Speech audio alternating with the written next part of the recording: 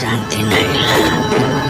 20 ବର୍ଷ ପରେ ଆଜି ମଣିଷ ଟିକେ ଶାନ୍ତିରେ ଶୋ।